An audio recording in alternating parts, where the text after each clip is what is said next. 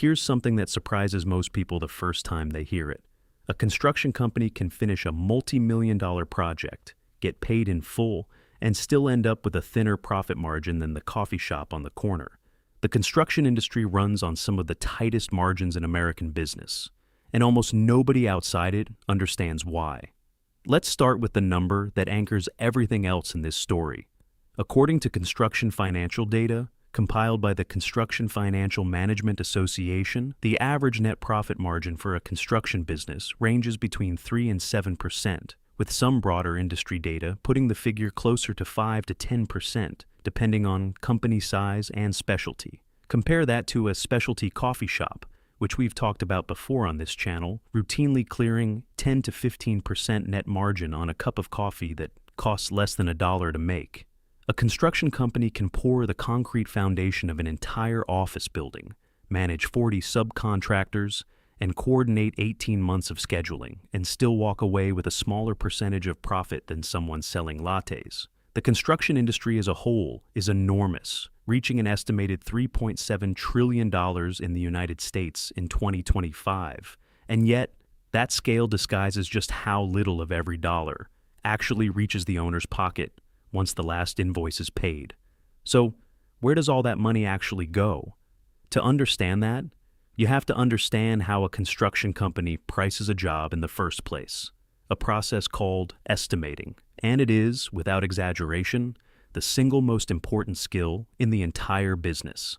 Before a shovel touches the ground, the contractor has to calculate the cost of every material, every hour of labor, every piece of rented equipment, every subcontractor's quote, and every permit, then add a markup on top, typically somewhere between 12 and 18%, to arrive at what the client is actually charged. That markup is meant to cover overhead, the office, the insurance, the trucks, the administrative staff, and only after overhead is covered does whatever remains become actual profit. Financial advisors working with small and mid-sized contractors often recommend targeting gross margins of 25 to 35% just to leave enough room to absorb that overhead and still walk away with something at the end.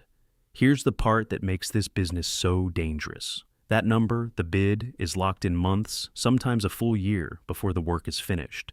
And in that time, almost everything the estimate was built on can change. Say a contractor bids a framing job in January with lumber priced at $450 per 1,000 board feet. By the time that lumber is actually purchased in April, the price has climbed to $580. On a lumber-heavy project, that single swing alone can consume the entire profit margin the contractor was counting on. And there is often no clause in the original contract allowing the price to be passed on to the client after the fact. Multiply that risk across labor costs, fuel prices, equipment rental rates, and permit delays, all of which can shift over the life of a single project. And you start to understand why a 5 to 10% margin leaves almost no room for a single thing to go wrong. And things go wrong constantly in a very specific, very expensive way called rework. Rework happens when part of a job has to be done twice because of a design change, a mistake, or a piece that failed inspection. Industry data shows rework rates on construction projects typically run between 5 and 12% of total project costs. That means, on a genuinely well-run project, somewhere between $1 and $20 and $1 and $8 of the entire budget is being spent fixing something that already should have been finished. Doing the work twice means paying the labor twice, and labor, not materials, is usually the single largest cost on any project. There's a related risk almost nobody outside the industry thinks about, called retainage. On most commercial projects, the client withholds a percentage of every single payment, typically 5 to 10% of the total contract value, until the entire project is complete and formally accepted. That money isn't lost, but it is frozen, sometimes for the better part of a year, even on work the contractor finished flawlessly months earlier. For a contractor already managing the cash flow gap between paying for materials and labor up front and waiting to be paid for the work, retainage adds a second layer on top of the first, a chunk of already earned profit that simply cannot be touched until the very last inspection is signed off. On a project worth $1 million, that can mean $50,000 to $100,000 sitting untouchable in someone else's account. At precisely the moment the contractor needs that cash to cover payroll on the next job, already underway. Then there's the part of the construction business that has nothing to do with the actual building, and everything to do with simply staying alive long enough to get paid. Construction runs on a payment structure that would sink almost any other kind of business. A contractor typically has to pay for materials and labor immediately, upfront, out of pocket, or through a line of credit, while the client, especially on larger commercial projects, might not release full payment until the job is complete, inspected, and approved, sometimes months later.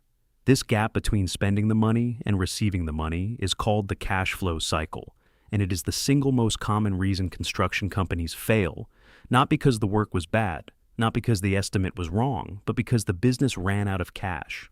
While waiting to be paid for work, it had already completed correctly.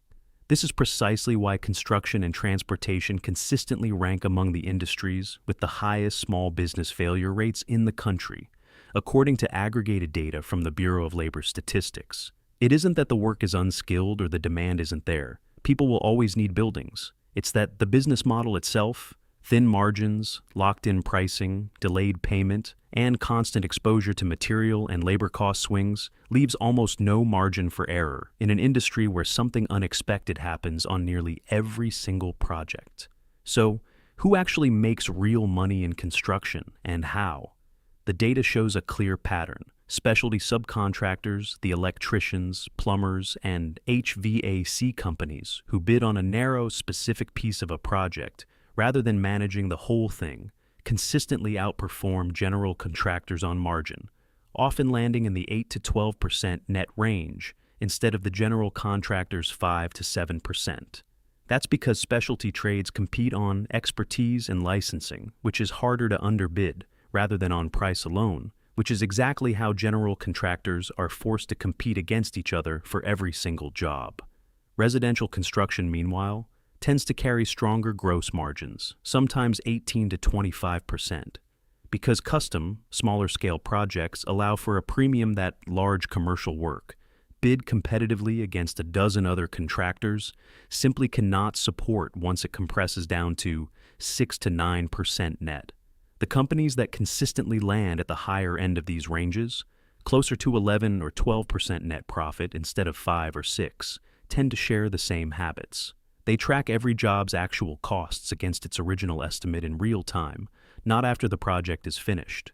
They build price escalation clauses into longer contracts, so a lumber or steel price spike doesn't get absorbed entirely by the contractor.